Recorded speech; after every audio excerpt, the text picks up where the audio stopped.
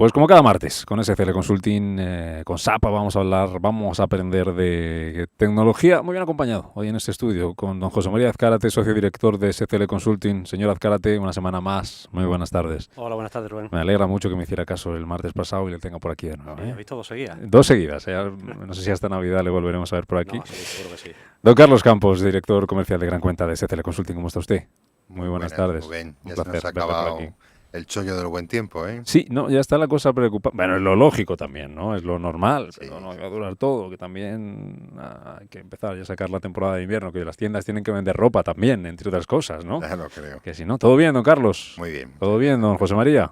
Todo bien, muy bien. El último trimestre se presenta bien, atractivo, interesante. Sí, como siempre, el último trimestre del año es a nivel profesional por lo menos siempre es el más movidito y seguro que Carlos esto lo sufre como buen comercial que es. Sí, cambian mucho el paso las empresas en el último trimestre. ¿O qué? Mucha medición de resultados y muchas expectativas sobre cómo se va a cerrar el año. Eso siempre implica trabajo. Pero que sea bien, nos lo van contando ustedes por aquí en este espacio. De medición vamos a hablar de medición de riesgos con nuestro invitado, que es profesor de la Universidad Autónoma de Madrid y que es el consejero delegado de Quantitative Risk Research, análisis de riesgo cuantitativo.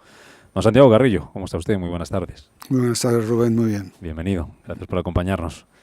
Gracias por la invitación. Una empresa tecnológica especializada en medir riesgos, en la medición de riesgos y finanzas computacionales. Esto me lo tiene que explicar. ¿Qué es lo que hacen ustedes exactamente?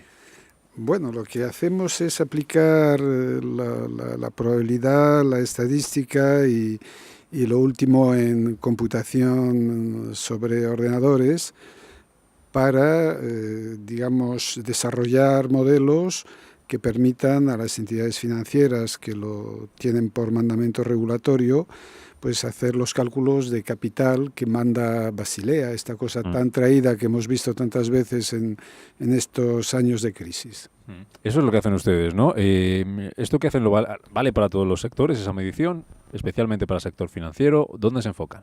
Digamos que esa medición vale para todos los sectores, pero es exigida normativamente, es exigida por ley para el sector financiero y dentro de nada para el de seguros. ¿Cómo se mide esto? No sé si es fácil explicar y contar en la radio, pero a ver si le conseguimos entender. Bueno, digamos que hay una parte que se puede decir fácilmente, que básicamente la reserva de capital que tienen que tener las entidades financieras en 3 capítulos, riesgo de mercado, riesgo de crédito y el riesgo operacional, se estima en los modelos avanzados, siendo capaces de proyectar las pérdidas potenciales a un determinado horizonte, calcular en esa distribución de pérdidas un cuantil, un percentil, el nivel 99,9%, y ese nivel 99,9, es decir, algo que debería pasar en teoría sola una de cada 1000 veces, sirve para el cálculo de capital. Lo que hacen ustedes, don Santiago, ¿en qué se parece o en qué se diferencia de los test de estrés famosos que hemos visto hace una semana? Bueno, los test de estrés que hemos visto hace una semana esencialmente consistían en medir si los bancos europeos tenían capital suficiente para hacer frente a un escenario adverso, ¿no? Y lo que nosotros, el tipo de metodologías que nosotros desarrollamos e implementamos sirven precisamente para ese cálculo de capital, con lo cual pues sí hay una cierta relación. ¿Qué nos va a aportar? ¿Qué le va a aportar o permitir a un banco? ¿Qué beneficios va a tener saber esos riesgos? Poder medir con exactitud esos riesgos.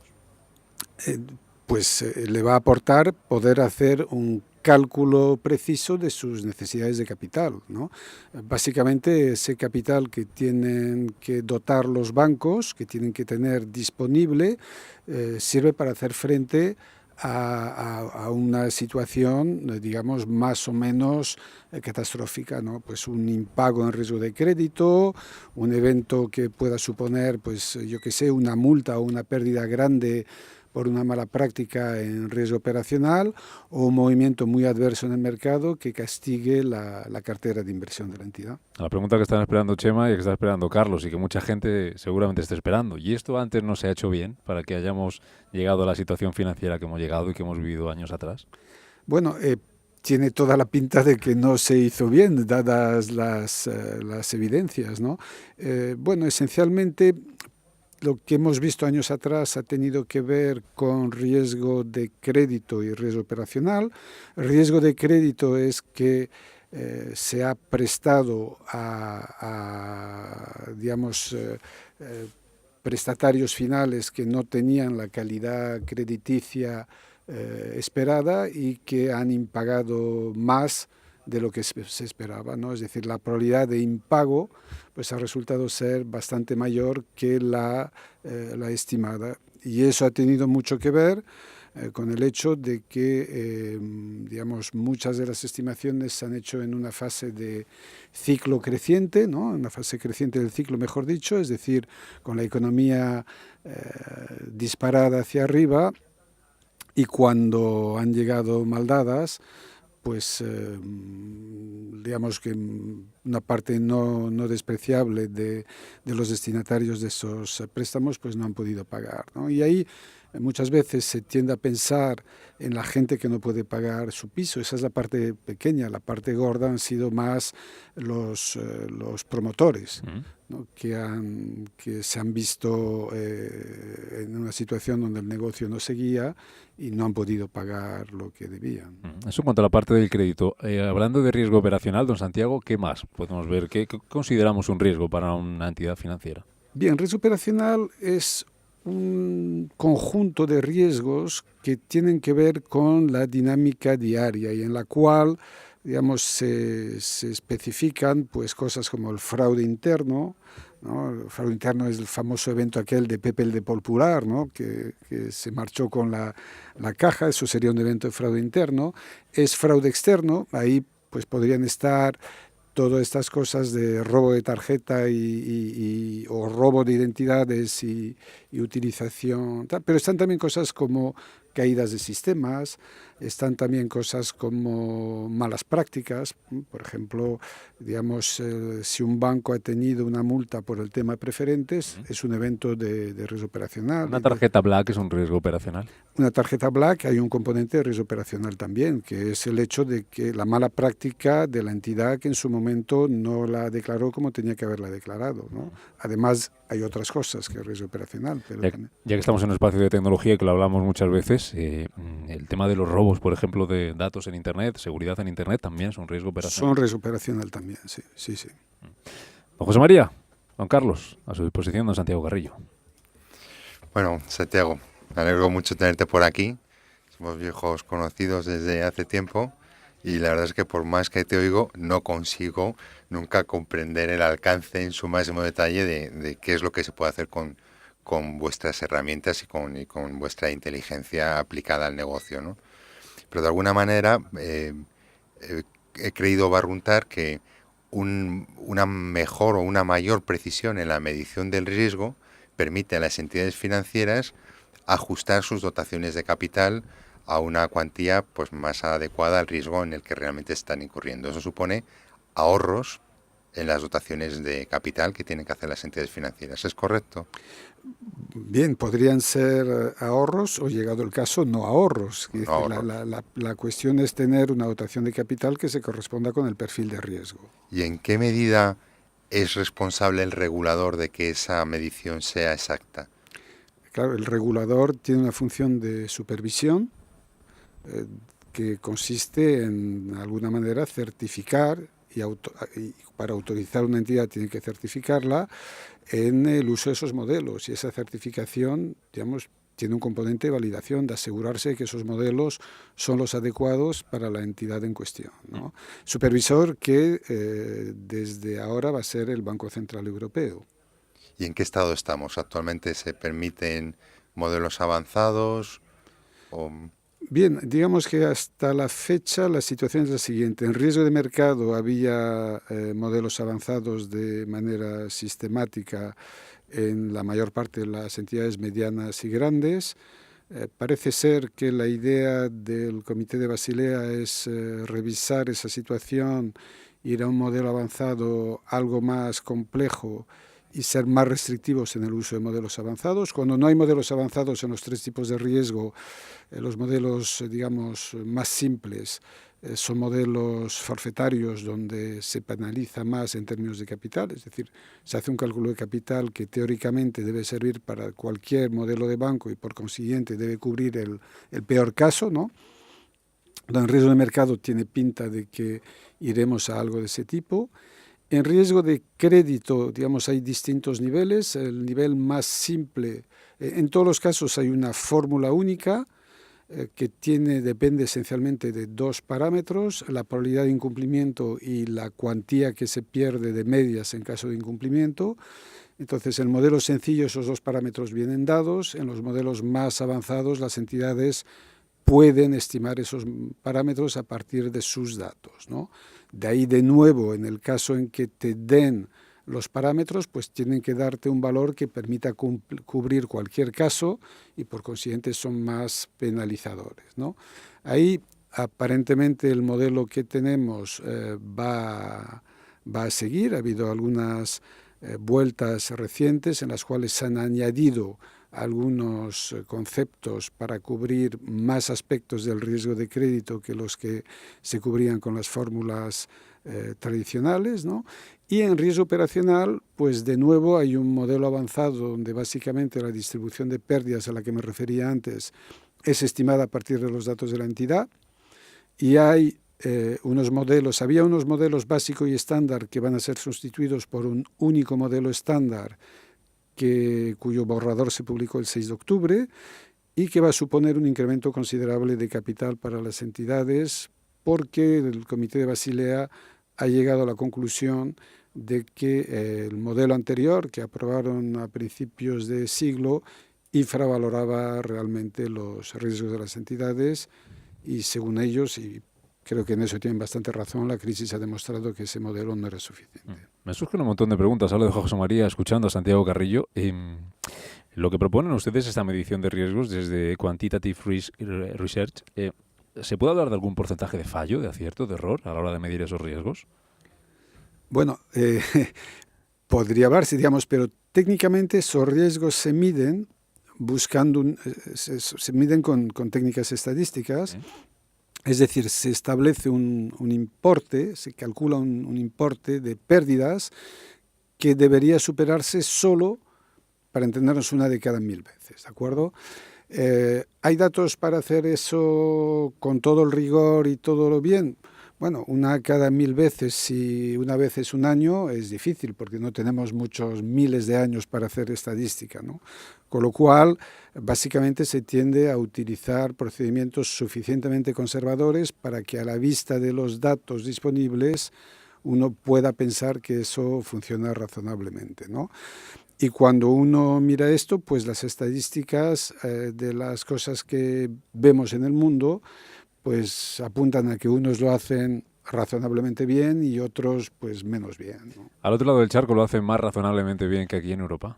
Al otro lado del charco es un abanico de norte a sur enorme. Venga, ¿no? Estados Unidos. Si hablamos de Estados Unidos. Hombre, si por ejemplo miramos en riesgo operacional, pues en riesgo operacional el regulador de Estados Unidos ha debido de estar imponiendo multas del orden de 100.000 millones de dólares en los 5 o 6 últimos años por, digamos, las malas prácticas en todo el tema de la subprime, ¿no? Bueno, ahí uno tendría a pensar que ha habido bastante más riesgo operacional en aquel sistema que, por ejemplo, en el europeo, por poner un ejemplo, ¿no? Lo cual no quita que en el europeo hemos visto también algún hecho singular. ¿El Banco Central Europeo será mejor supervisor que los reguladores nacionales? ¿Lo va a medir mejor estos riesgos? Bueno, parece que ese es el propósito y la idea, ¿no? De medirlo mejor y de una manera quizás más homogénea que hay ahí. Dicho esto, yo tendería a pensar que no debe de verse eso tanto como una crítica a los reguladores nacionales como a un deseo de unificar metodologías vinculado a los temas rescate, no rescate, etcétera, ¿no? Que es poco por donde fueron las cosas. La última le dejo a José María, por mi parte, Santiago. Si se hubieran medido los riesgos de otra manera, si se hubieran hecho, digamos, las cosas bien o mejor, la crisis hubiera sido muy diferente, la crisis económica.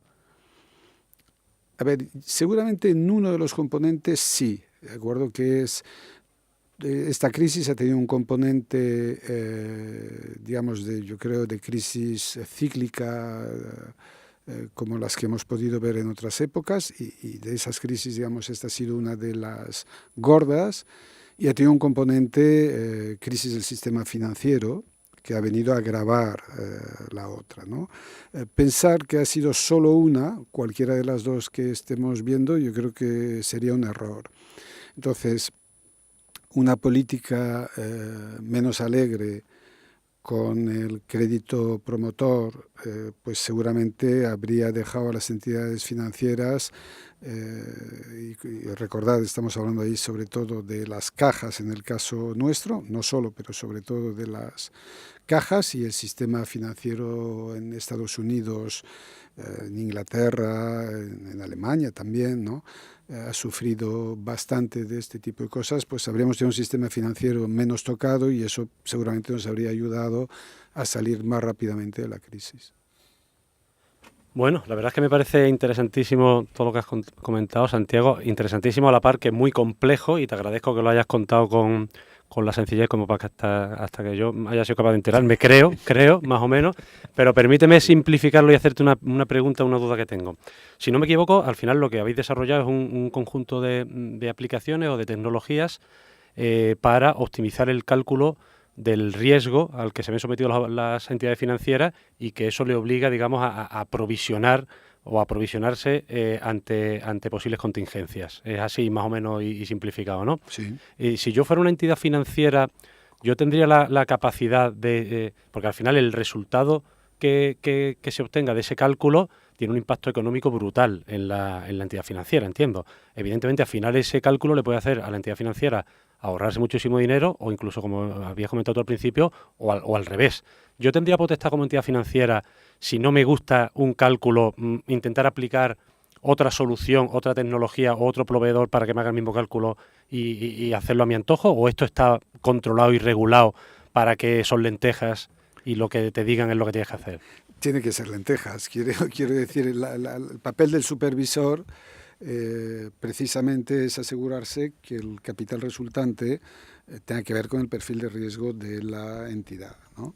Entonces, bueno, el margen de maniobra que tiene una entidad, ¿cuál es? Que si va a un modelo básico estándar, por ese carácter forfetario y tiene que valer para todos, si hace una buena gestión, ese modelo probablemente la penalice, es decir, le pida más capital que el que se corresponda con su perfil de riesgos, y puede estar tentada de ir a un modelo avanzado. Ahora, un modelo avanzado frente a otro, si dan resultados distintos, al menos uno de ellos está mal. Indudablemente. Yo hace tiempo que sí que conozco de las soluciones que habéis desarrollado, y de hecho uno de los argumentos que utilizamos Carlos aquí presente y yo cuando hemos hablado de esta solución a algunos clientes, y corrígeme si me equivoco, es que esto bien hecho incluso se puede autofinanciar una implantación de soluciones tecnológicas de este tipo con los propios ahorros que el banco obtendría, o que la entidad financiera, perdón, obtendría, optimizando ese importe y haciéndolo tender, obviamente, en su caso, haciéndolo tender a importes mínimos o a importes más bajos de lo que se podríamos tener con modelos básicos. ¿Es así más o menos? O... A ver, es así en la medida en que, digamos, los modelos avanzados, para una entidad que haga bien las cosas, van a suponer siempre menos capital que los modelos básicos o estándar, ¿no? Y esa reducción de capital, pues, puede ser suficiente para esa autofinanciación a la que tú te referías. Lo que es importante tener en cuenta es que para ser autorizado un modelo avanzado, el regulador va a poner una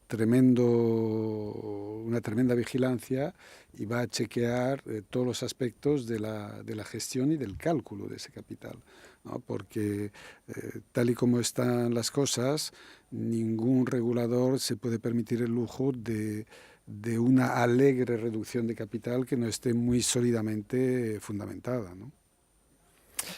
Profesor, ¿cómo estamos en España desde el punto de vista de dotación de profesionales capaces de hacer este trabajo y desde el punto de vista de madurez tecnológica en las entidades financieras para tener herramientas reales? y en qué medida pues estáis colaborando desde vuestra empresa en este panorama.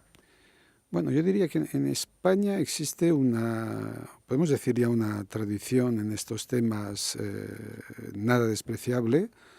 Las entidades han evolucionado muy rápido por una parte. Por otra parte, el proceso de concentración bancaria al que hemos asistido ha hecho que hemos pasado de 50 y tantas entidades a 12, 13. ¿Y habrá menos?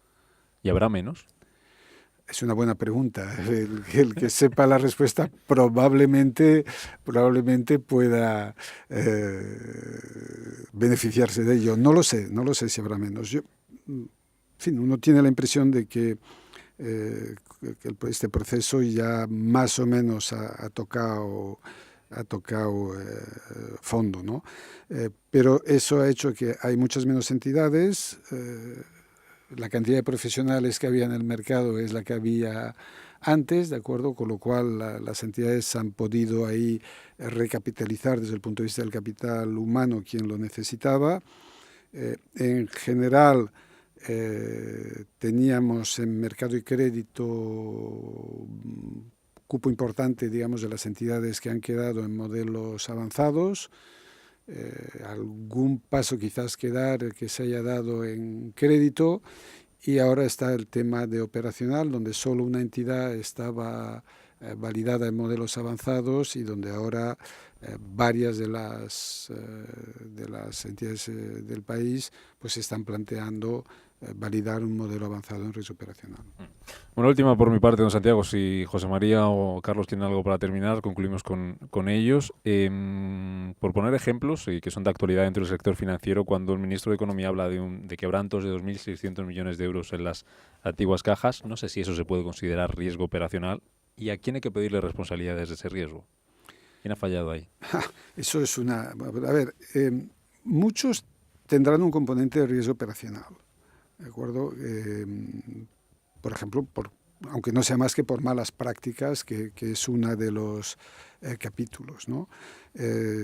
Y ahí, ¿quién ha fallado? Pues probablemente, aunque eso le toque decir a la justicia, pero probablemente hay un primer punto que es los gestores del momento, ¿no?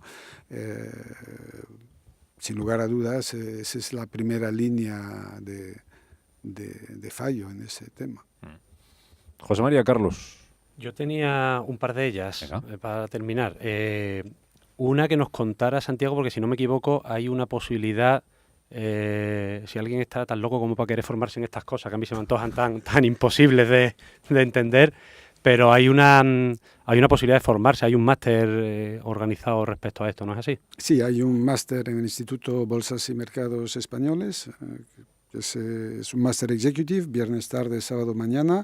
Hay que querer formarse y estar dispuesto a sacrificar los fines de semana de un curso, pero sí tenemos un máster que está ahora mismo por la 13ª edición, que es la única referencia en gestión de riesgos como tal que existe en el país, y que, digamos, tiene una excelente reputación entre las entidades financieras que periódicamente nos piden esos perfiles. ¿Y qué perfil hay que tener para decir antes, y discúlpeseme el si uno está tan loco, evidentemente, dicho en el buen sentido, entiendo que hay gente de perfil muy matemático, estadístico, etcétera, etcétera, o ¿quién es el perfil idóneo de alumno para un máster de este tipo? Digamos que el perfil hay que pensar más en términos de la promoción que de los individuos, y un buen mix es tener perfiles cuantitativos tipo matemáticos, físicos, ingenieros, junto con perfiles de economistas, y una importancia que le damos mucho aquí es a tener un par de años de experiencia profesional antes de volcarse ahí, digamos, de conocer un poco a qué aplica todo esto. La última, Carlos.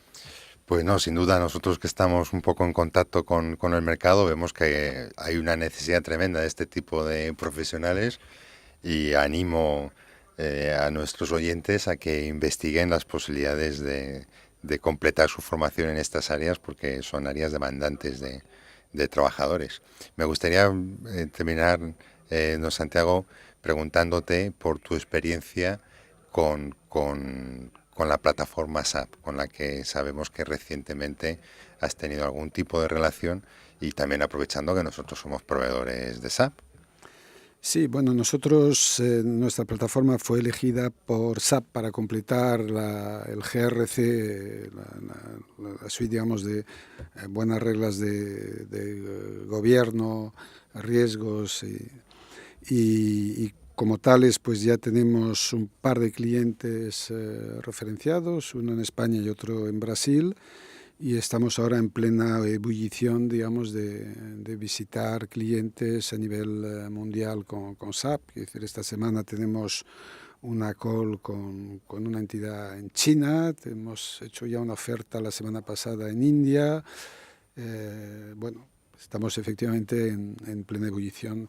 Una de las ventajas es la integración de nuestra solución con el mundo SAP. Y está plenamente integrada. Esto os facilita las puertas de las organizaciones que tienen SAP. Sí, esa es la idea. Pues sí, hemos dicho aquí muchas veces que en el mundo de SAP no hay paro, que tú, Rubén, nos has escuchado decirlo muchas veces. Entiendo ya que si uno sabe SAP y encima sabe este tipo de herramientas que dice Santiago, bueno, que nos mande el currículum, ¿no, Carlos? Sí, sin duda.